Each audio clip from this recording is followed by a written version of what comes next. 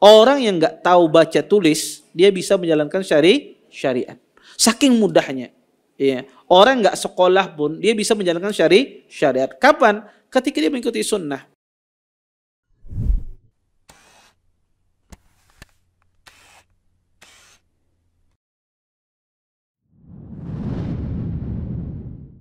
Asyhadu an la ilaha illallah wahdahu la syarikalah wa asyhadu anna Muhammadan abduhu wa rasuluh. Fa inna asdaqal hadits kitabullah wa khairul hadi hadi Muhammadin sallallahu alaihi wasallam wa syarrul umuri muhdatsatuha wa kullu muhdatsatin fid din bid'ah wa kullu bid'atin dhalalah wa kullu dhalalatin finnar. Amma ba'd. Bapak-bapak, ibu-ibu, ikhwan dan akhwat yang dimuliakan oleh Allah Subhanahu wa taala. Alhamdulillah, segala puji bagi Allah Subhanahu wa taala dengan limpahan nikmat yang begitu besar, di antaranya nikmat iman, nikmat Islam, nikmat kesehatan, sehingga kita semua diberikan kemudahan oleh Allah Subhanahu wa taala untuk bisa berhadir di majlis ilmu. Mudah-mudahan apa yang kita pelajari, apa yang kita tuntut pada malam hari ini mendatangkan keberkahan dari Allah Subhanahu wa taala dan kita semua bisa mengambil manfaat dari apa yang akan disampaikan nantinya. Kita lanjutkan kajian kita tentang syarah Manzumah Al-Qawaid Fiqhiyah punya Syekh Sa'di rahimahullahu taala. Kata beliau kaidah kita kemarin mengambil 4 kaidah dan ini kaidah yang kelima. Kata beliau, wa min qawaidi syariati at-taysiru fi kulli amrin nabahu ta'siru. Kata beliau, sesungguhnya dari kaidah di dalam syariat ini, di dalam agama ini adalah memudahkan di setiap perkara yang terdapat padanya kesulitan. Kata beliau, di antara kaidah di dalam agama ini adalah syariat agama ini, agama Islam ini adalah memudahkan apa yang terdapat sulit pada suatu perkara. Jika ada kesulitan pada suatu perintah atau apa yang Allah perintahkan di dalam agama ini, maka syariat Islam datang untuk memudahkannya. Kenapa? Karena Allah Subhanahu wa taala tidak menginginkan kesusahan bagi seorang hamba di dalam menjalankan syariat ini. Makanya kaidah ini diambil oleh para ulama, dijadikan oleh para ulama salah satu kaidah dari kaidah 5 yang besar atau kaidah kulli, kaidah yang mencakup banyak permasalahan. Di dalam bahasa lain para ulama mengistilahkan kaidah ini dengan kaidah al-masyaqqah tajribu at-taysir. Setiap ada kesusahan pasti mendatangkan kemudahan. Setiap ada kesusahan di dalam beribadah pasti akan datang kemudahan di dalam ibadah itu sendiri. Pasti ada kemudahan di dalam syariat Islam. Kaidah ini diambil oleh para ulama berdasarkan firman Allah Subhanahu wa taala dan hadis Nabi sallallahu alaihi wasallam. Di antara firman Allah yang menjelaskan masalah ini adalah firman Allah di dalam surah Al-Baqarah ayat 286. Kata Allah Subhanahu wa taala, la yukallifullahu nafsan illa wus'aha. Sesungguhnya Allah Subhanahu wa taala tidak membebani seseorang kecuali sesuai dengan kemampuannya. Semua perintah Allah yang Allah perintahkan kepada seorang hamba, pastilah hamba tersebut mampu melaksanakannya. Kadang mungkin hamba tersebut tidak mampu melaksanakan perintah Allah. Kalau dia tidak mampu melaksanakan perintah Allah, pasti ada kemudahan di dalam syariat Islam. Dan juga firman Allah di dalam ayat lain di dalam surah At-Taghabun ayat 66, ayat 16 Allah berfirman, kata Allah, fattaqullaha mastata'tum. Kata Allah, bertakwalah kalian semampu kalian. Maka seorang muslim disuruh dia bertakwa semampunya. Apa yang dia mampu dia laksanakan dari perintah, dia laksanakan. Apa yang dia tidak mampu melaksanakan perintah, pasti ada kemudahan di dalam syariat ini. Dan juga hadis Nabi sallallahu alaihi wasallam, kata Nabi, innama bu'istu bil hanifiyyati samhah. Sesungguhnya aku diutus, kata Nabi, dengan agama yang lurus, al-hanifiyah, agama hanif yang lurus, as-samhah yang mudah. Makanya salah satu ciri karakter syariat Islam, ciri khas agama Islam adalah agama Islam ini adalah agama yang mudah dilaksanakan. Makanya orang itu kalau ikut sunnah, dia mudah melaksanakan syariat ini. Tapi orang itu kalau menyelisih sunnah, ngalih dia melaksanakan syariat ini. Saking mudahnya syariat agama ini, Nabi SAW mengibaratkan apa? Kata beliau, inna kunna ummatan ummiyah, la naktubu wa la nahsub. Kata Nabi, sesungguhnya kita ini umat yang ummi, tidak bisa menulis dan tidak bisa membaca. Apakah sahabat tidak bisa menulis, tidak bisa membaca? Bisa. Sahabat bisa menulis, bisa membaca, terkenal sahabat. Tapi apa yang dimaksudkan oleh Nabi? Kata Nabi, saking mudahnya syariat ini, orang yang nggak tahu baca tulis, dia bisa menjalankan syariat. Saking mudahnya. Ya. Orang nggak sekolah pun, dia bisa menjalankan syariat. Kapan? Ketika dia mengikuti sunnah. Tapi orang itu kalau jauh dari sunnah Nabi, semuanya ngalih. Semuanya serba ustadz dan tuan guru. Semuanya ustadz atau kiai ataupun yang lain. Ya kenapa? Dia menganggap dia tidak bisa menjalankan ya ibadah tersebut. Ya, ketika dia menyelisihi hadis Nabi SAW, ketika ya ingin berakikah misalnya, menamai anak, kada kau menamai anak. Padahal tinggal dikasih nama saja, harus panggil ustadz dulu. Siapa cara menamai? Padahal di dalam syariat tinggal namai saja nama anaknya Abdullah, Abdurrahman langsung. Tidak perlu panggil ustadz. Ya. Yang kedua, ya, ketika lahir sudah susah. Jangankan lahir, hendak kawin pun ngalih. Ya, hendak kawin harus ada bacaannya ini, ya. Sehingga kada tak kawin-kawin. Jadi hendak kawin ngalih, melahirkan dapat anak ngalih, ya. Kemudian ya berakikah ngalih, seterusnya sampai meninggal pun ngalih. Ya. Dikuburkan nanti kalau kada dia membaca kuburan, apa kada jadi dikuburkan? Ditunggu dulu. Sampai ya, kenapa? Karena dia menyelisih sunnah Nabi SAW. Ketika seorang itu dekat dengan sunnah Rasulullah SAW, maka dia mudah menjalankan syariat ini. Maka saking mudahnya syariat Islam ini, orang yang nggak bisa membaca, nggak bisa menulis, bisa menjalankan. Dan itu ciri khas agama Islam, agama yang mudah. Dan juga hadis Nabi SAW, kata Nabi, yassiru wa la tu'assiru, basyiru wa la tunaffiru. Kata Nabi, ya beritakan kepada manusia itu, ya mudahkan untuk manusia tersebut, wa la tu'assiru. Jangan engkau persusah manusia. Basyiru, berikan kabar gembira, jangan engkau berikan manusia itu tanfir. Mereka itu lari dari syariat ini.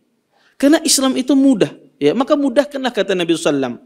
Dan orang yang ya muslim yang baik adalah muslim yang memudahkan semua urusan. Karena itu identik dengan syariat Islam, memudahkan semua urusan. Karena subhanallah Bapak Ibu ya, ada sebagian orang itu sukanya menyusahkan. Ya, menyusahkan. Ada seseorang datang ya ke atasannya, ulun minta izin. Kenapa izin? Ya, anak ulun sakit. Sakit apa? Sakit kena demam misalnya, masuk rumah sakit. Taib. Izinnya berapa hari? Iya. 2 hari. Kada kawa 15 menit aja menjenguk balik lagi. Ada sebagian orang itu dia taksir, ya menyusahkan orang. Ya. Di dalam permasalahan, ya di dalam masalah muamalah, di dalam masalah jual beli pun, ya dia menyusahkan orang. Ya, menyusahkan orang. Ya. Ketika dia membeli misalnya, menawarnya berlebih-lebihan, ya maksudnya adalah menawarnya kada sesuai. Orang mah andak harga 100.000, 5.000 kawalah, langsung ditutup orang tokonya. Iya, kadang ya orang itu tidak mudah dia ketika menjual, tidak mudah dia ketika membeli. Padahal agama Islam itu agama yang mudah, memudahkan semua. Maka muslim yang baik kata Nabi, muslimun hayyinun layyinun sahlun. Kata Nabi, muslim yang baik itu adalah muslim yang lembut, ya memudahkan semua urusan. Makanya orang kalau memudahkan semua urusan, disukai orang. Tentu kita memudahkan ini ada batasannya. Selama itu dia berhak untuk dimudahkan, maka mudahkanlah. Selama itu orang itu berhak dia mendapatkan keringanan, maka berikanlah keringanan di dalam syariat. Kemudian, Bapak Ibu ikhwan dan akhwat yang dimuliakan oleh Allah Subhanahu wa taala, dan para ulama menyebutkan ijma' bahwasanya di antara kaidah di dalam agama ini adalah memudahkan jika terdapat kesulitan di dalam menjalankan syariat. Ijma ini dinukil oleh banyak para ulama. Di antara yang menukil ijma ini adalah Imam Asy-Syatibi rahimallahu taala dalam kitab beliau Al-Muwafaqat. Kemudian, Bapak Ibu, ikhwan dan akhwat yang dimuliakan oleh Allah Subhanahu wa taala, masyaqqah atau kesusahan di dalam agama ini, kata para ulama, itu bisa dibagi berbagai macam. Pertama, kata para ulama, secara umum masyaqqah, kesusahan di dalam menjalankan syariat ini ada dua. Pertama, ada masyaqqah itu, kesusahan itu mu'tadah, ya, kesusahan yang biasa dialami oleh semua orang. Maka tidak ada perintah dalam syariat ini kecuali di situ ada rasa susah. Orang disuruh sembahyang, di situ ada susah datang ke masjid, datang tepat waktu, ya. Orang disuruh berpuasa, di situ ada rasa kesusahan untuk melaksanakan puasa. Dia menahan hawa nafsunya dari makan dan minum. Tetapi rasa susah ini mampu ditahan oleh semua orang.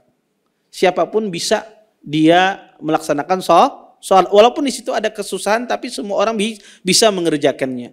Berpuasa, semua orang bisa mengerjakan puasa. Walaupun di situ ada kesusahan, capek. Orang berpuasa itu capek. Ya, dia menahan makan dan minum. Apalagi ada yang mengacari di waktu siang hari. Maka terdapat masyaqqah, terdapat kesusahan di dalam menjalankan syariat. Tapi kesusahan semacam ini bisa dipikul oleh setiap manusia. Dan syariat Islam, ya, kesusahan semacam ini di dalam syariat Islam, ya, bahwasanya ini tidak menjadikan orang tersebut, ya, dia tidak menjalankan syariat. Ini susah tapi tidak menjadikan orang tersebut tidak menjalankan syariat. Kenapa? Karena susah semacam ini bisa dipikul oleh semua orang. Ketika berzakat, Allah mewajibkan zakat. Maka Allah wajibkan zakat itu 2,5% dari hartanya, dari harta perdagangannya. Maka ini ada kesusahan sedikit orang, ya Allah sayangnya duit, ya keluar. Tapi semua orang bisa melakukannya. Tapi ketika Allah wajibkan zakat itu ke seluruh hartanya, maka tidak sanggup orang.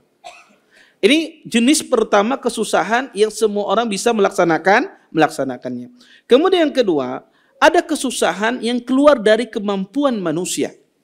Kesusahan yang keluar dari kemampuan manusia. Maka tidak ada syariat kita, agama kita memerintahkan sebuah ibadah yang mana ibadah tersebut tidak bisa dilakukan oleh semua orang. Seperti apa Ustaz contohnya? Seperti misalnya seseorang disuruh berpuasa dari subuh sampai subuh lagi, ini tidak sanggup orang. Yang kena sakit berterus-terusan, ya. Atau seseorang disuruh dia diwajibkan sholat malam dari habis isya sampai subuh, tidak ada dalam syariat Islam. Kenapa ini kesusahan yang tidak bisa dilaksanakan oleh sebahagian orang? Atau seseorang misalnya disuruh dia mengeluarkan harta zakatnya separuh dari hartanya, maka ini kesusahan dan ini syariat tidak mungkin datang. Agama kita tidak mungkin datang membawa perintah yang mana perintah tersebut berisi kesusahan yang menyusahkan semua orang yang orang tidak sanggup melaksanakannya. Kemudian, Bapak Ibu ikhwan dan akhwat yang dimuliakan oleh Allah Subhanahu wa taala, oleh karena itu, ketika seseorang menjalankan syariat yang pertama tadi, kesusahan yang model pertama tadi, yang semua orang mampu memikulnya, tetapi kadang-kadang ada sewaktu-waktu syariat itu tidak bisa dilaksanakan. Kadang kita tidak bisa berwudu, ya, karena ada kondisi-kondisi tertentu. Kadang kita tidak bisa sholat dengan cara berdiri ketika ada kondisi-kondisi tertentu. Kadang seseorang mungkin tidak bisa berpuasa. Ada kondisi-kondisi tertentu dia. Kadang orang tidak bisa melaksanakan ibadah haji karena ada sebab-sebab faktor-faktor tertentu sehingga dia diberikan kemudahan di dalam syariat. Oleh karena itu kata para ulama ada beberapa sebab kenapa seseorang itu diberikan kemudahan di dalam syariat. Sebelum kita masuk itu, kenapa di dalam agama kita ini dikasih kemudahan? Dikasih kemudahan di dalam menjalankan syariat. Pertama kata para ulama, untuk menjaga anggota badan hamba itu sendiri, menjaga anggota badan, ya, jiwa hamba itu sendiri, sehingga dia tidak terputus dari beribadah. Kalau seandainya seorang muslim diwajibkan dia misal sholat, dari awal malam sampai akhir malam akan menyebabkan mudarat terhadap anggota tubuhnya yang berakibat dia tidak bisa lagi melaksanakan ibadah tersebut. Kemudian yang kedua kata para ulama sebab ya seseorang adanya keringanan agar tidak ada ibadah tersebut saling menumpuk satu sama lain, ya, berdesakan satu sama lain. Ibadah ini belum tuntung, ibadah ini belum digawi. Ya, ibadah yang satu belum selesai, datang lagi ibadah yang lain. Maka datang syariat agama Islam memudahkan perkara dalam masalah ibadah. Kemudian Bapak Ibu, ikhwan dan akhwat yang dimuliakan oleh Allah Subhanahu wa taala, kalau kita lihat bentuk keringanan di dalam syariat ini berbagai macam. Pertama, ada keringanan itu sama sekali langsung digugurkan ibadah tersebut, tidak perlu dilaksanakan. Seperti apa contohnya? Seorang wanita haid atau seorang wanita nifas, maka disuruh dia tidak salat untuk memudahkannya dia. Karena orang wanita haid selalu keluar darah, dan ini menyusahkan bagi seorang ketika dia haid salat. Maka datang syariat Islam memudahkan, tidak ada salat bagi wanita haid dan nifas. Ketika orang tidak memiliki harta sama sekali, tidak punya harta, maka tidak ada kewajiban dia berhaji. Tidak diwajibkan dia berhaji. Padahal haji itu salah satu rukun dari rukun Islam. Datang syariat Islam memudahkan, dijatuhkan ibadah tersebut, tidak ada kewajiban bagi orang tersebut. Karena kalau diwajibkan, orang yang tidak memiliki harta menjadikan dia hidup dalam kesusahan, menjadikan dia di dalam mudar yang nyata. Orang tidak punya uang, kemudian diwajibkan haji, dia jual rumahnya, dia jual sawahnya untuk berhaji. Ketika dia balik haji tidak ada rumah, ya, tidak ada mata pencarian. Maka Islam tidak menginginkan demikian. Maka langsung ya dihilangkan ibadah tersebut, ya, tidak diwajibkan kepada hamba tersebut. Ini bentuk keringanan di dalam syariat, ya, bahwasanya ibadah itu tidak diwajibkan kepadanya. Yang kedua, kadang-kadang syariat Islam datang dalam bentuk meringankan sebuah ibadah, dikurangi ibadah itu. Dikurangi ibadah tersebut. Seperti seorang musafir. Musafir itu susah. Orang musafir itu sholat ya 4 rakaat susah bagi dia. Ya. Maka datang Islam membolehkan apa? Mengqashar. Diqashar sholatnya yang 4 rakaat menjadi 2 rakaat. Ini dalam bentuk pengurangan. Ibadahnya tidak gugur. Ibadahnya tetap ibadah sholat diwajibkan bagi musafir, tetapi dikurangi jumlah rakaatnya. Bahkan sunnah-sunnah yang harusnya ditekankan dilaksanakan, maka digugurkan, ya, tidak dilaksanakan. Kemudian ada syariat itu yang sifatnya memudahkan, diganti. Ibadahnya diganti dengan ibadah yang lain. Iya. Ada ibadahnya itu diganti dengan ibadah yang lain. Contoh, orang ketika tidak mendapati air atau susah menggunakan air karena musim dingin misalnya, tidak sanggup dia menggunakan airnya terlalu dingin, maka datang syariat meringankan, diganti dengan tayamum. Ini bentuk keringanan. Ibadahnya diganti dari wudu berubah menjadi tayamum. Ini bentuk taisir, keringanan di dalam syariat Islam. Kemudian kadang-kadang bentuk keringanan tersebut Allah jadikan ibadah tersebut boleh dilaksanakan bukan pada waktunya. Disebut dengan takdim, dimajukan waktunya. Semacam misalnya orang musafir susah melaksanakan sholat asar pada waktunya, boleh dimajukan sholat asarnya di waktu sholat zuhur dengan cara dijamak. Ya, ini bentuk keringanan, dimajukan waktunya. Kadang bentuk keringanan lain diakhirkan waktunya. Orang susah melaksanakan sholat maghrib pada waktunya ketika dia safar, boleh diakhirkan sholat maghrib itu di sholat isya-nya. Ini salah satu bentuk keringanan di dalam syariat. Kadang keringanan di dalam syariat Islam itu datang diperbolehkan seseorang menggunakan sesuatu yang asalnya diharamkan dalam kondisi darurat. Orang tidak boleh makan bangkai, tapi ketika dalam kondisi lapar, tidak ada makanan, kalau dia tidak makan dia mati, maka diperbolehkan dalam Islam dia memakan sesuatu yang haram. Dan ini bentuk juga taisir, kemudahan di dalam syariat Islam. Kemudian Bapak Ibu ikhwan dan akhwat yang dimuliakan oleh Allah Subhanahu wa taala,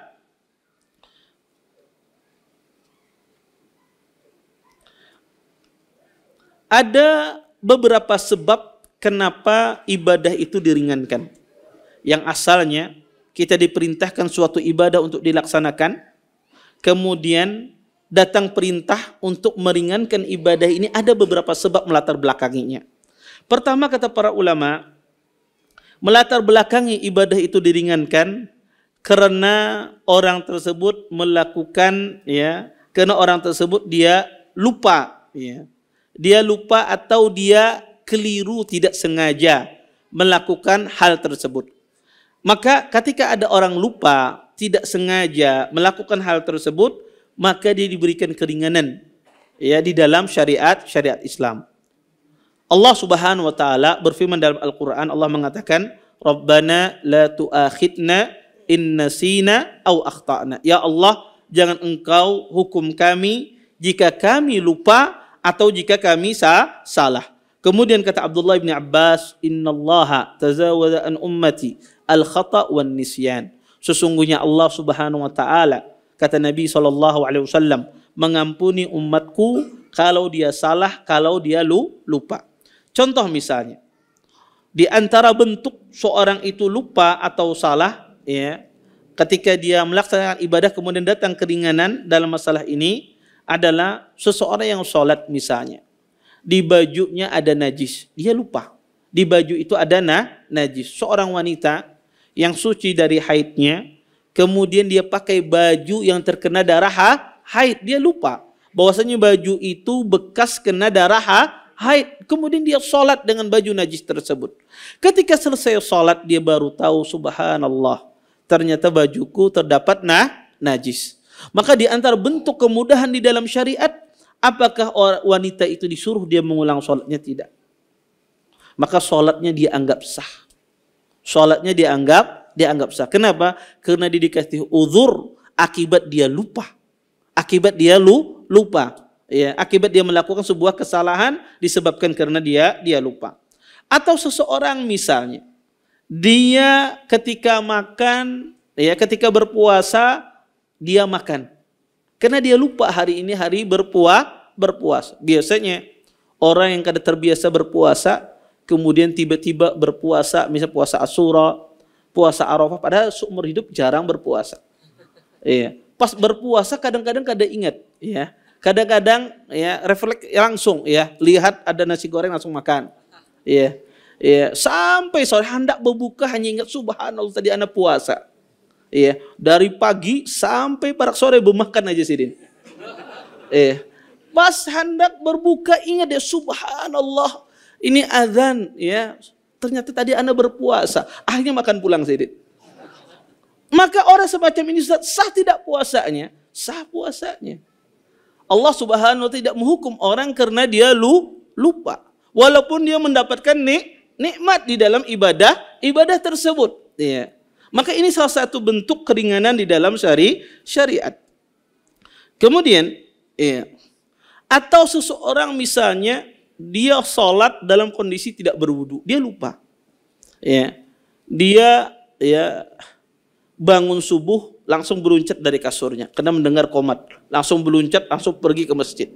Ketika pergi ke masjid, sampai di masjid dia lupa untuk berwudu, kemudian dia sholat, ya. Atau dia jadi imam malahan. Lupa dia malah dia jadi imam karena kalau terlambat dia ketua masjid, kamu kalau terlambat terus saya kurangi gaji kamu jadi imam. Akhirnya langsung meluncat dia, kemudian jadi imam. Selesai bacaannya panjang di subuh, ya. Yang seharusnya sholat biasanya 15 menit, sidin setengah jam. Taib, setelah sembahyang baru ingat kada berwudu, ya. Apa yang harus dilakukan di dalam syariat Islam? Maka dia tidak berdosa, tapi disuruh dia mengulang sholatnya, dia saja. Adapun makmum, sholatnya sah, ya. Karena kalau makmum disuruh dia mengulang sholatnya, pada meniwas lawan imam itu. Sudah panjang, ya, kada berwudu disuruh ulang-ulang, ya. Maka kata para ulama sah sholatnya, orang itu tidak berdosa dia, karena dia lupa, ya, dan dia tidak dihukum oleh Allah Subhanahu wa taala, tapi dia disuruh untuk mengulang sholatnya secara sendiri, ya. Kemudian Bapak Ibu ikhwan dan akhwat yang dimuliakan oleh Allah Subhanahu wa taala, masalah lupa ini salah satu penyebab kenapa orang itu diberikan keringanan di dalam syariat. Seharusnya orang sholat ada najis dengan sengaja berdosa apa tidak berdosa? Orang sholat tanpa wudhu dengan sengaja berdosa apa tidak berdosa? Seharusnya orang yang makan di waktu bulan Ramadan, di waktu siang hari, batal puasanya, tidak dianggap puasanya diterima. Tapi semuanya diberikan uzur oleh Allah, diberikan kemudahan karena akibat dia lupa. Tentu para ulama mengatakan, kalau berkaitan dengan masalah dhaman, berkaitan dengan masalah mengganti sesuatu, apakah juga diberikan keringanan? Contoh misalnya, ada para ulama mengatakan masalah mengganti sebuah ibadah, tentu dia tidak berdosa. Ketika ibadah apa saja dilaksanakan dengan cara yang salah akibat dia lupa, dia tidak berdosa. Tetapi apakah dia harus mengganti ibadah tersebut ataukah tidak diganti ibadah tersebut? Para ulama mengatakan masalah ibadah ini atau masalah perintah dan larangan ini tentu ada yang berkaitan dengan hak Allah, ada berkaitan dengan haknya manusia. Ada berkaitan dengan haknya Allah dan ada berkaitan dengan hak manusia. Yang berkaitan dengan hak Allah itu para ulama mengatakan bahwasanya yang berkaitan dengan hak Allah itu ada yang disuruh dia mengganti dan tidak jatuh kewajiban tersebut. Sebagaimana saya contohkan tadi, ada orang yang sholat misalnya, sholatnya tidak tanpa wudu. Dia tidak berdosa tapi wajib dia qadha sholat itu. Kemudian ada juga berkaitan dengan perintah Allah Subhanahu wa taala, berkaitan dengan larangan Allah Subhanahu wa taala, tidak berdosa dan tidak perlu dia ganti. Contoh misalnya, seseorang makan di bulan Ramadan di siang hari. Maka di sini dia melanggar sebuah larangan. Tetapi apakah dia disuruh mengganti puasa tersebut? Tidak disuruh diganti. Oleh karena itu para ulama mengasih kaidah, segala sesuatu yang berkaitan dengan perintah dilanggar maka dia harus ganti. Tetapi segala sesuatu yang berkaitan dengan larangan itu kalau dilanggar maka tidak dia ganti. Tidak dia ganti. Maka kata para ulama rahimahullahu taala, kalau ada seseorang melakukan perintah kemudian di situ dia melanggar perintah tersebut, maka disuruh mengganti. Disuruh dia mengganti. Baik itu berkaitan dengan haknya Allah Subhanahu wa taala. Sebaliknya kalau ada larangan, kemudian dikerjakan larangan tersebut karena dia lupa, maka dia tidak disuruh mengganti. Saya kasih contoh misalnya.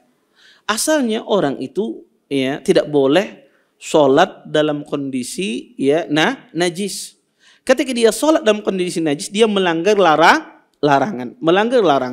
Tetapi apakah konsekuensinya disuruh mengqadha salat? Tidak. Karena yang dia langgar ini larangan. Asalnya seseorang sholat harus dalam kondisi berwudu, dalam kondisi suci berwudu. Perintah. Perintah kita itu sholat menghadap kiblat. Ketika seseorang itu salah sholatnya, tidak menghadap kiblat. Contoh ada orang sembahyang kadang menghadap kiblat, salah. Dia kira kiblat itu ke arah sana, karena dia berijtihad melihat arah Imam Syafi'i, akhirnya dia khayal di rumahnya. Oh, Imam Syafi'i tadi di sana, saya ke sana kiblatnya. Ternyata pas betakun lan orang sekalinya kiblatnya salah. Maka di sini dia ketika sholat tidak menghadap kiblat, dia melanggar perintah. Kita katakan, apakah dia mau ulang sholatnya? Iya, Anda ulang sholatnya. Karena yang Anda langgar itu adalah perintah Allah Subhanahu wa taala. Anda tidak berdosa, tapi sholat itu masih wajib bagi Anda. Kenapa? Karena Anda sholat tidak menghadap kiblat. Tidak menghadap kiblat. Kemudian, Bapak Ibu ikhwan dan akhwat yang dimuliakan oleh Allah Subhanahu wa taala, sama seperti seseorang misalnya menggauli istrinya di bulan Ramadan. Dia menggauli istrinya di bulan Ramadan. Dilarang seseorang itu menggauli istrinya di bulan Ramadan, tapi dia lupa. Kemudian dia lakukan hal tersebut. Maka kita katakan, apakah batal puasanya? Tidak batal. Tidak batal puasanya. Kenapa? Puasanya sah, Ustaz. Sah puasanya. Yang dia lakukan adalah larangan. Karena lupa. Segala larangan Allah Subhanahu wa taala dikerjakan karena lupa. Karena dia lupa, maka dia tidak disuruh untuk mengganti. Tapi sebaliknya kalau perintah dilanggar karena lupa, maka dia disuruh mengganti. Kemudian Bapak Ibu ikhwan dan akhwat yang dimuliakan oleh Allah Subhanahu wa taala, kemudian juga ada hak manusia. Kalau itu berkaitan dengan haknya Allah, bagaimana berkaitan dengan haknya manusia, Ustaz? Kalau berkaitan dengan haknya manusia, maka seseorang wajib dia ganti. Wajib dia ganti. Contoh misalnya, seseorang istri misalnya, ya, dia memecahkan piring karena sarik lawan lakinya misalnya.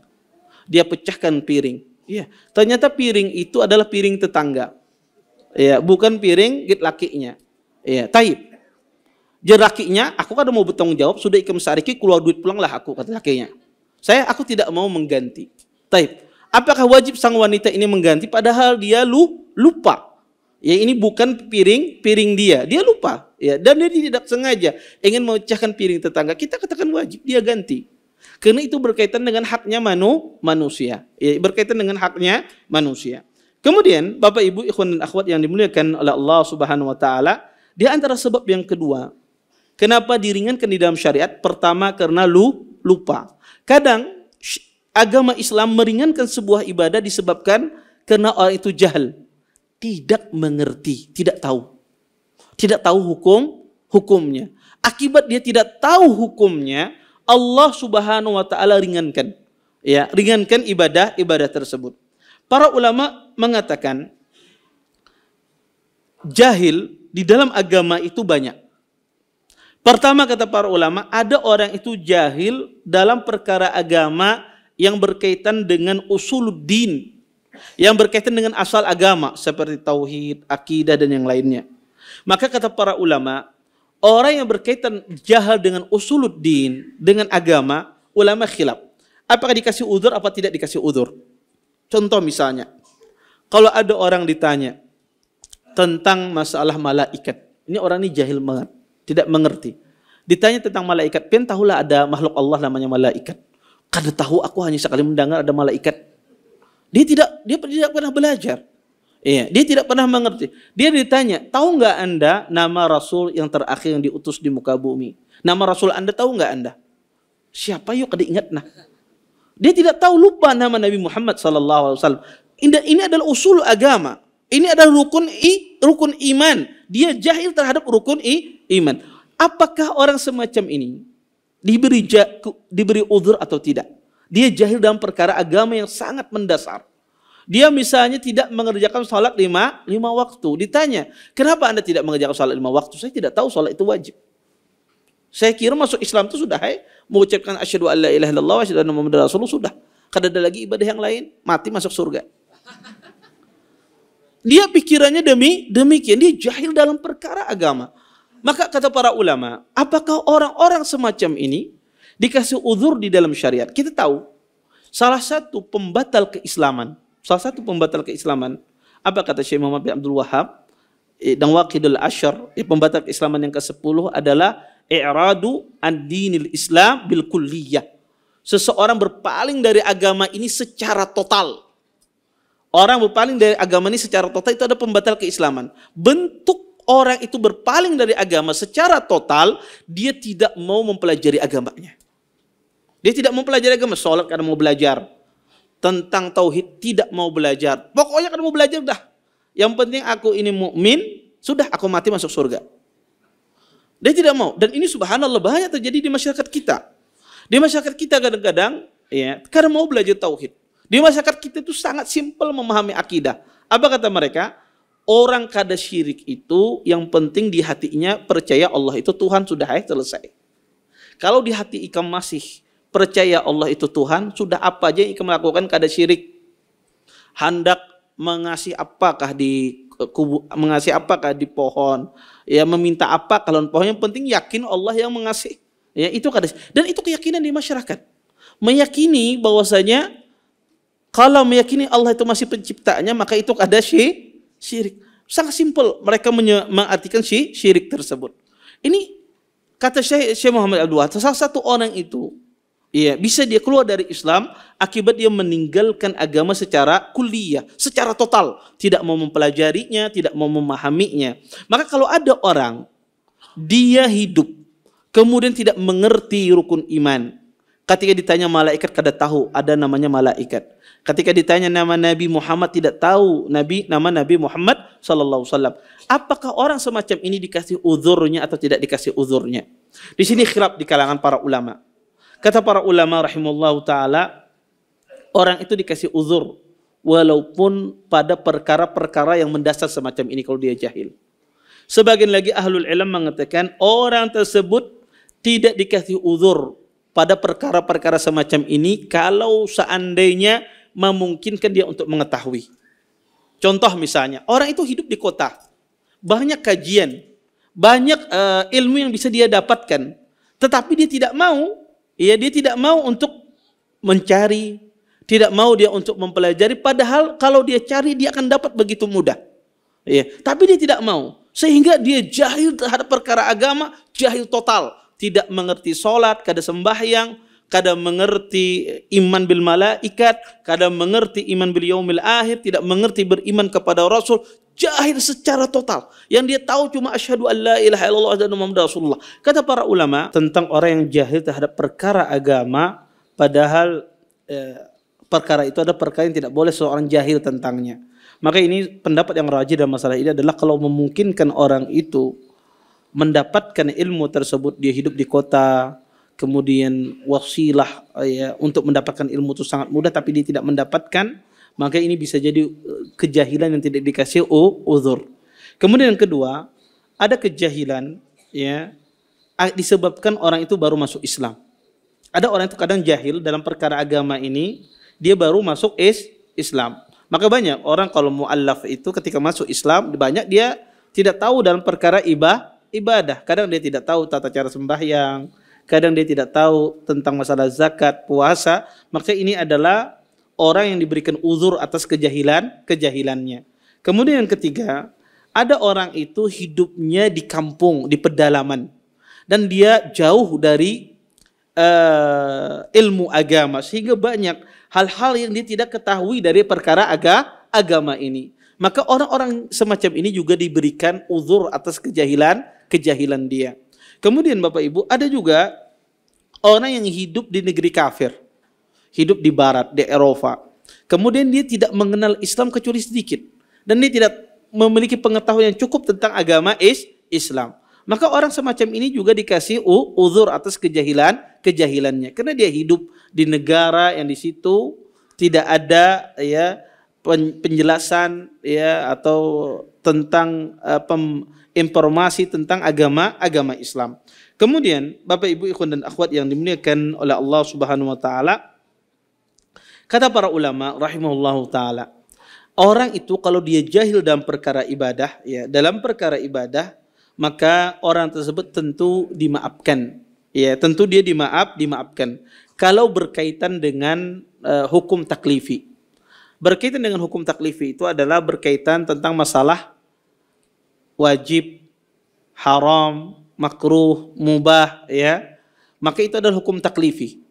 Kalau ada hukum-hukum di dalam Islam yang berkaitan dengan wajib, kemudian haram, sunnah, makruh, dikerjakan akibat orang itu jahil, maka dia tidak berdosa dan dia ibadahnya sah.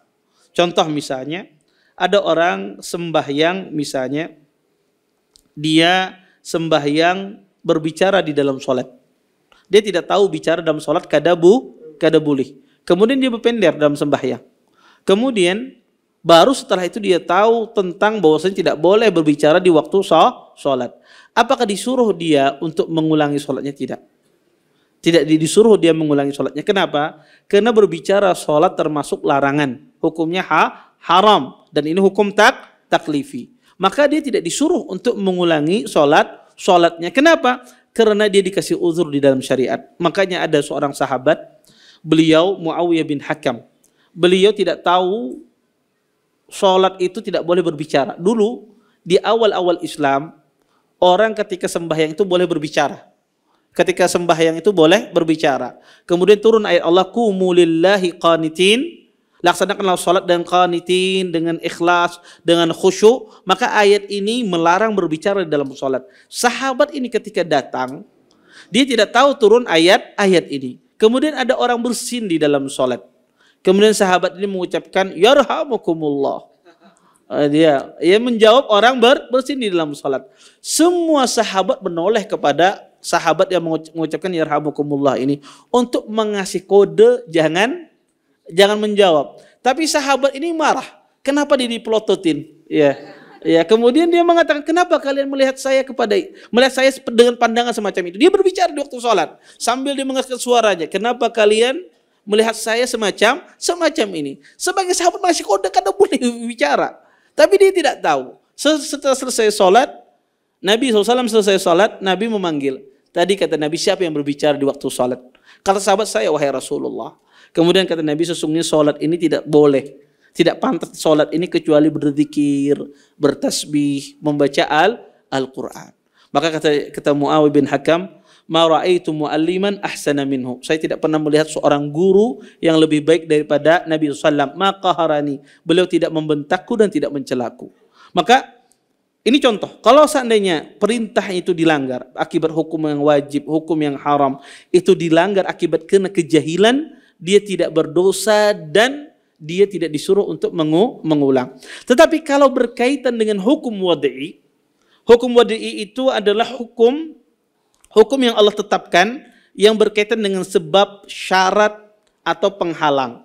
Itu hukum wad'i namanya. Contoh misalnya, setiap ibadah itu pasti ada syarat di dalam pelaksanaan ibadah. Contoh misalnya, syarat seseorang melaksanakan sholat adalah dia menutup aurat. Nah, menutup aurat ini disebut dengan hukum wad'i karena berkaitan dengan syarat. Maka kata para ulama, yang berkaitan dengan syarat, dengan sebab sebuah ibadah atau dengan penghalang sebuah ibadah, kalau itu dilanggar, maka sebagian ulama mengatakan disuruh dia mengulang ibadah tersebut. Dia tidak berdosa, tapi dia mengulang ibadah tersebut.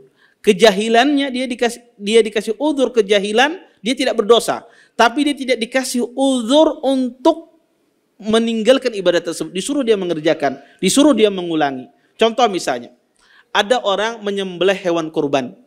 Hewan kurban itu harus disembelih setelah orang selesai sholat. Ada orang tidak tahu dia sembelih hewan kurbannya di waktu subuh biar kada uyuh kena sembahyang, langsung makan aja. Dia sembelih hewan kurbannya sebelum orang sholat.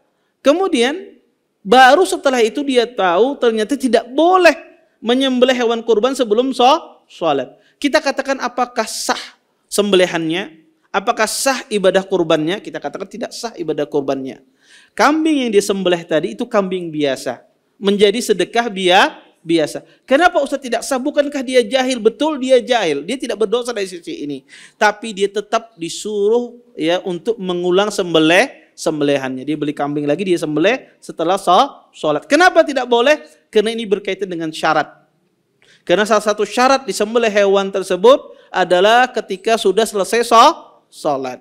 Ya. Maka kalau berkaitan dengan syarat, maka orang tersebut ya dia tidak berdosa, tapi ibadah yang dia kerjakan tidak dianggap.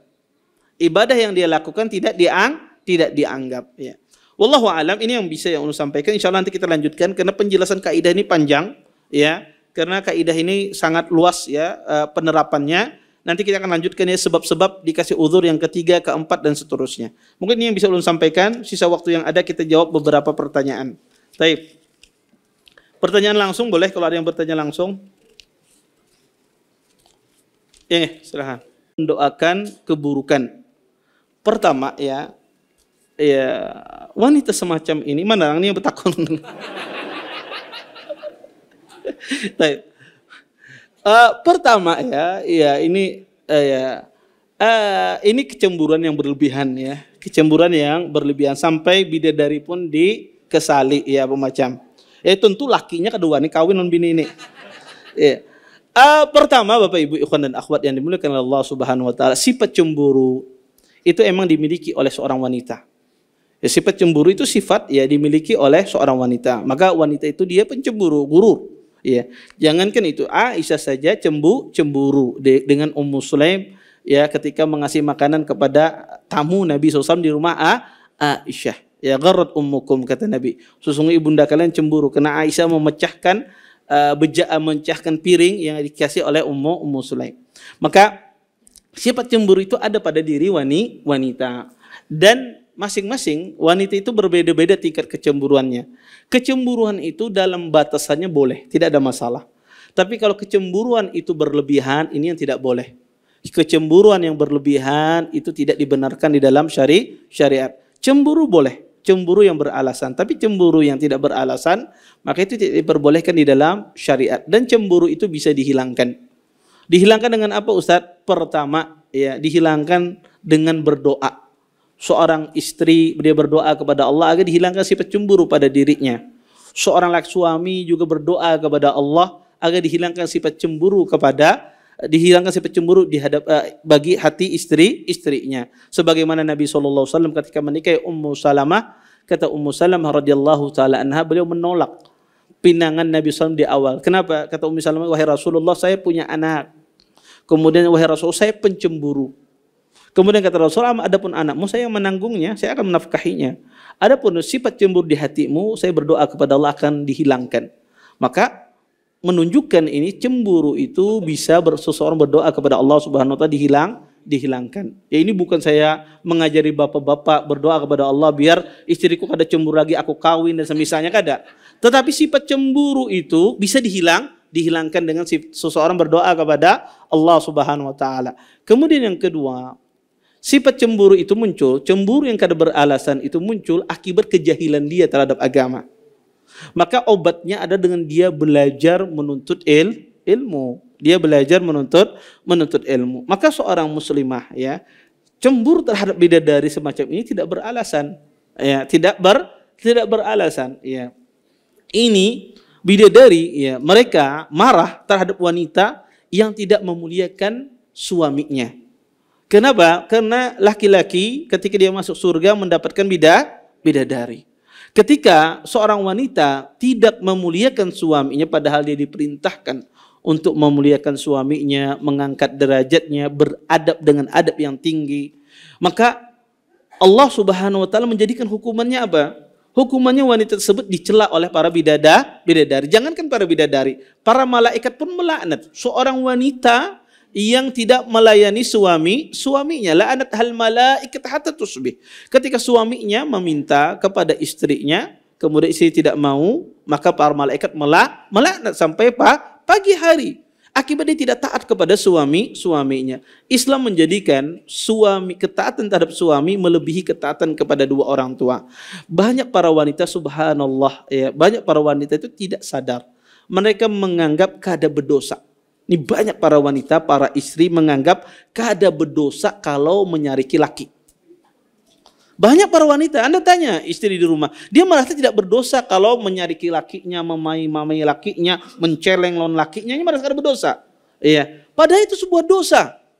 Bahkan kalau kita merasa berdosa, pian kira-kira abah pian nih, ada ibu-ibu punya bisi kuitan laki, pian celengi abah pian mamai abah pian syariki abah pian, tegalah pian, kada tega pasti dia tahu bahwasanya itu berdosa besar. Iya. Suami itu lebih kedudukannya daripada orang tua. Suami itu lebih kedudukannya daripada kedua orang tuanya. Sehingga dia dosa besar. Seorang istri dia memarahi suaminya, suami masuk rumah kada tahu napa-napa disariki. Sudah uyuh bercari di luar apa macam, ya, disariki. Ya, kada disambut dengan hangat. Ini keliru, ya. Makanya sering saya katakan laki-laki itu senang dengan wanita yang lembut, wanita yang suka bercanda, walaupun candanya tidak berlebihan. Wanita yang suka, ya, bercanda, asik ngobrol, senang laki itu. Kenapa? Karena suami itu hidup di luar penuh tantangan. Laki itu kalau di luar berpikir, ya Allah, payu juga berjualan kadakah tantangan. Ya, balik ke rumah lihat susu habis, mana duitnya mencarikan susu. Lihat listrik mati, membayar listrik. Anak sekolah, hidupnya penuh tantangan. Makanya kalau istrinya menantang, pecah kepala laki itu, ya, di rumahnya. Makanya kadang-kadang ketika istrinya tidak lembut terhadap dia, pasti laki-laki itu mencari kawan di masjid mana yang lucu-lucu, duduknya berpender, nyaman, untuk menghilangkan stres, ya, yang stres yang ada di dalam hatinya. Makanya di dalam Islam, ya, di dalam Islam disuruh bagaimana wanita itu memuliakan, beradab, mengatur kata-katanya sehingga sang suami tersebut mendapatkan ketenangan di rumahnya. Wallahu a'lam. Taib. Ustadz, apakah doa atau sumpah yang tidak baik dari seorang ibu yang ringan lisan dan tidak menjaga ucapannya itu tetap berlaku. Ketika sang anak berbicara baik-baik dan bukan mempertanyakan sesuatu tidak wajar, sang ibu sering sekali meledak-ledak dan tidak terkontrol emosinya.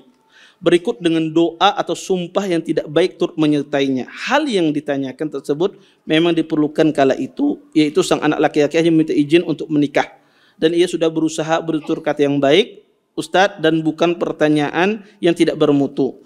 Kalau seandainya ada orang tua, emang kadang-kadang akibat pendidikan dia terbatas, kadang-kadang dia bermuamalah sama anaknya kurang baik.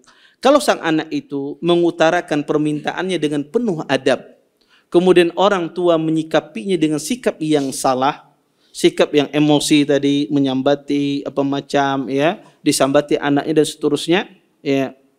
Maka apakah berdosa sang anak? Tidak berdosa. Orang kalau melakukan kebaikan kemudian sama orang tua ditanggapi yang salah, dimarahi, dimaki-maki, maka dia tidak berdosa selama sang anak tersebut melakukan dengan sesuai adabnya, maka dia tidak berdosa. Terus bagaimana menyikapi orang tua semacam ini? Tentu yang ditanyakan tadi masalah menikah. Pertama, menikah itu jangan sampai ada seorang menikah kalau orang tuanya tidak ridha. Baik itu laki-laki, pada asalnya laki-laki itu menikah tanpa izin ibu dan bapaknya boleh. Laki-laki menikah tanpa izin ibu dan bapaknya. Adapun wanita harus izin dari ayahnya. Tapi laki-laki tidak membutuhkan izin dari ibu dan bapaknya. Walaupun di dalam syariat Islam itu boleh, maka tidak layak dia menikah tanpa pasangan itu direstui oleh ibunya. Ini sering ditanyakan. Saya sering bertanya berkali-kali kepada masyayikh. Saya pernah tanya kepada Syekh Ibrahim.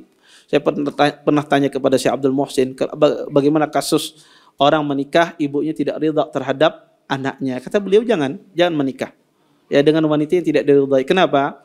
Karena hidup Anda itu tidak sehari dua hari bersama istri Anda. Hidup Anda itu bertahun-tahun. Betul, tidak ada syarat ridha orang tua laki-laki menikah. Tetapi itu bisa menyebabkan orang itu putus hubungannya dengan orang tuanya. Silaturahimnya putus. Walaupun dalam Islam, dan itu bisa jadi kita akan menzalimi istri kita. Bisa jadi kita tidak bisa bersikap adil ketika dizalimi. Maka orang kalau menikah, maka berusaha dia mencari pasangan wanita itu kalau wanita itu diridhai oleh orang tuanya, kecuali orang tuanya memiliki akidah yang tidak benar, misalnya tidak senang dia dengan wanita yang berjilbab, misalnya dia senangnya wanita yang kada berjilbab. Nah, ini lain. Ya, ini lain. Tetapi kalau seandainya dia pengen wanita yang semacam ini, kriterianya wanita saleh tapi kriterianya semacam ini, dan kita pengen kriteria wanitanya semacam ini, maka kita berusaha mencari pasangan itu orang tua kita ridha. Ya, orang tua kita ridha terhadap apa yang kita pilih. Kalau kita sudah mengutarakan dengan cara yang baik, orang tua meledak-meledak, kita tidak berdosa. Dan justru yang salah itu adalah orang tua. Bisa jadi dia berdosa di sini. Kenapa? Karena dia tidak rahim terhadap anaknya. Karena Islam juga memerintahkan orang tua untuk berkasih sayang terhadap anaknya, berlemah lembut dia terhadap anaknya. Wallahu a'lam. Taib. Bismillahirrahmanirrahim. Afwan Ustaz, izin bertanya. Bagaimana apabila seorang rajin ke kajian dan menyuruh orang ke kajian, tapi ia sendiri tidak melaksanakan apa yang diperintahkan dan masih bermaksiat seperti merokok dan sering merendahkan orang lain yang tidak mau ikut kajian? Syukran Ustaz, barakallahu fik. Pertama, dia berdosa jelas. Dia jelas berdosa. Tetapi orang semacam ini masih mending ketimbang dia ada ke kajian, kada menyuruh kajian, berokok pulang. Ini lebih parah. Tapi kalau dia ke kajian, mendengar kajian tapi dia masih melakukan maksiat, mudah-mudahan Allah Subhanahu wa taala mengampuni dosanya. Jelas ini perbuatan dosa, ya. Tetapi ini lebih mending ketimbang dia tidak pergi ke kajian sama sekali. Jelas ini perbuatan dosa. Tetapi dosanya tidak sebesar orang yang kada ke kajian, kemudian merokok, terus melakukan hal-hal yang dilarang dalam Islam. Tentu dia di sini dapat pahala, dia datang kajian, menyuruh orang ke kajian, ini dapat pahala. Tetapi dia dapat dosa dari sisi lain, melakukan maksiat. Dan mudah-mudahan Allah Subhanahu wa taala mengampuni dia. Dan orang itu kalau dia terus mengaji, terus menuntut ilmu itu mengubah orang. Antum harus yakini, ilmu itu mengubah kita. Makanya ada perkataan para salaf, di antaranya Abdullah bin Mubarak dan yang lainnya. Kunna talabna al-ilma li ghairillah fa aba ilmu ayyakuna illa lillah. Kata para salaf, dulu kami menuntut ilmu bukan karena Allah. Karena ada orang itu kadang menuntut ilmu itu bukan karena Allah. Dia datang ke kajian bukan karena Allah. Pengen cari siapa kau diajak bisnis. Ya, dia duduk ke kajian. Pengen dia datang ke kajian ingin ikut ramainya, bukan karena Allah asalnya. Kata Abdul Mubarak, dulu kami para salaf, dulu kami menuntut ilmu bukan karena Allah. Tetapi ilmu itu enggan kecuali diperuntukkan untuk Allah. Maka orang kalau ketika dia menuntut ilmu, betul pertama kali dia bukan karena Allah, mungkin riya. Terus dia menuntut ilmu, terus dia menuntut ilmu, maka ilmu itu akan mengubah seseorang. Ilmu itu akan menjadikan pribadi orang itu lebih baik. Ustaz orang penyarikan itu terus saja nuntut ilmu. Setidak-tidaknya berkurang sedikit penyarikannya. Iya. Kenapa? Ilmu itu akan mendidik seseorang. Setidak-tidaknya orang itu akan berubah dengan dia menuntut ilmu. Dan orang itu butuh proses. Ada orang itu cepat perubahannya ketika dia menuntut ilmu. Ada orang itu butuh proses yang lama. Karena manusia itu bertingkat-tingkat. Ada manusia itu dijelaskan, ya. Jangan dijelaskan dalilnya. Melihat ustadznya aja langsung menerimanya. Wah, sudah ini benar ustadznya ini, jenggotan. Ada orang kadang langsung menerima. Dia mendengar apa yang disampaikan. Wah, nyaman penjelasan ustadznya, aku terima. Ada sebagian orang kadang cukup dia mendengarkan penjelasan. Apa dalilnya? Ketika ustadz menyebutkan dalil, satu dalil dia terima. Ada sebagian orang kadang puas dengan satu dalil, harus 3 dalil. Kalau 3 dalil aku terima, seperti tadi yang bertanya tadi. Iya, 3 dalil aku terima jawaban ustadz ini. Ada sebagian orang butuh 100 dalil baru dia menerima. Macam-macam manusia. Iya, macam-macam manusia. Dan kita berharap orang itu selalu dalam kebaikan. Ketika dia menuntut ilmu, insya Allah dia berada dalam kebaikan. Dan ilmu harus diyakini bahwasanya ilmu, orang menuntut ilmu, setidak-tidaknya ilmu itu mengubah, ya, akhlak yang tidak baik. Baik itu dari sisi maksiat, dari sisi perilaku yang tidak benar, maka ilmu itu akan mengubah. Lambat dan cepat pasti insya Allah ilmu itu akan mengubah seseorang. Wallahu ta'ala alam, mungkin ini bisa saya sampaikan, mudah-mudahan bermanfaat. Ulun tutup dan doa kafatul majlis. Subhanakallahumma bihamdika asyhadu an la ilaha illa anta astaghfiruka wa atubu ilaik. Assalamualaikum warahmatullahi wabarakatuh. Terima kasih. Jazakumullah khairan wa barakallahu fikum. Video ini dibuat atas partisipasi dari donasi Anda. Semoga menjadi amal jariah bagi Anda semuanya.